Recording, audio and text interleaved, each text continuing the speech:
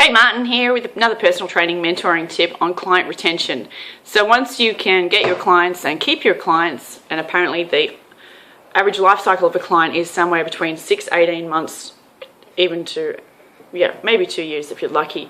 In my book, you should be able to keep a client as long as you are in the one spot, provided you're being able to service them. So that comes from you getting more knowledge, re-goaling the person. I'm going to go through some tips now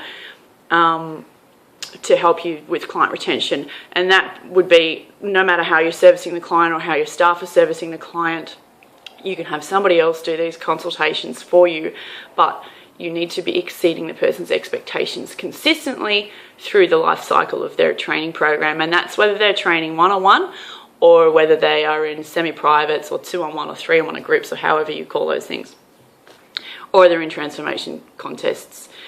So with one-on-one sessions, make sure after you've re-goaled them, it's completely clear to the person how frequently you're going to be measuring them however you measure them. And they won't want to be measured, but in my book it's just too bad. You're not taking them out for coffee, you're re-measuring them. You can take them out for coffee as well, but your job, remember, is to get the person's results, and it's to hold them accountable so that they're more driven to get results as well, and they only need to see little results to be driven to get more results and more and more. And you've seen it happen if you've had a bit of experience. It takes 8 weeks doing basic stuff to lose a dress size, 12 weeks to lose 2 if they have 2 to lose. You're remeasuring them at least every 4 weeks at a minimum, and changing their program so that they're doing stuff outside of the sessions with you. This is with one-on-ones. You make sure you exceed what they expect from the sessions, so be constantly asking, are we meeting your expectations in the sessions? When you do re-goal them and you're meeting their expectations, make sure you give a time frame for how long you really think it takes to meet things. If you don't know, then be completely honest. Say, look, I don't know. I've had clients that have achieved that in 4 weeks. I've had clients that have taken 10 weeks or 12 months, really. It depends on how fast, Betty, you can change your habits. Every week that you're with that person one-on-one, always ask them how they're going with whatever habit you gave them for homework. Give them something every week that they could change to make their lifestyle better, so they sleep better, they digest their food better, they are eating better, so their nutrition, and then something about exercise. And how many tips you think that they can be compliant with, and let the client choose what they're going to be changing, so what they're compliant with. 1 habit, maximum 2 at a time, works the best. However, some people, depending on their personality, can do more things at once. So you're checking on them, you're re-goaling them at minimum every 4 weeks, and you're checking on their weekly habit. And they're the people that you get to see one-on-one. Now, the people who are in semi-private groups, boot camps, all that stuff, you are potentially going to have to call them.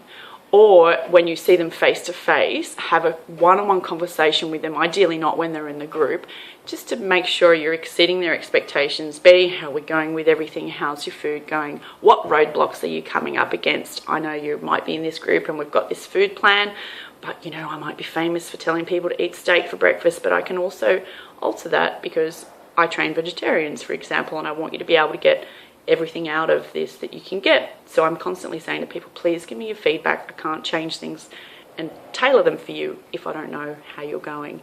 And giving people that chance to alter how things are going and remain consistent with getting towards their goals. And as long as they feel like they can be consistently giving somebody feedback because somebody cares outside that one-on-one training session, will keep them a client for life. A client for a very long life cycle, rather than they just do 10, 12, 8 weeks with you and then they drop off and you don't know why they've dropped off. So they also, in these semi-private groups or boot camp, whatever you want to call them, have habit food things to change. And that might be expressed to them via online. So an email that gets sent out, or in a Facebook closed group that they have a weekly task to perform. And if they can't do that, find out why. And change what they can do. Maybe let them select from a list of things that they can do. People seem to change things easier, especially Australians, if they're choosing what the change is. I get mine in an online group to measure themselves weekly at whatever circumferences I've YouTube videoed on an explanation of how they do it. So it's very, very simple. And I get them to take selfies, and I've had to explain how for them to take selfies as well. Otherwise, if they get a relative or their spouse to do it, it ends up being a different proportion. You can't use it as a testimonial. It looks terrible. So with these people, you're either having face-to-face contact randomly, as you might see them out in life or in the gym as they're warming up, and you're having a one-on-one conversation with them.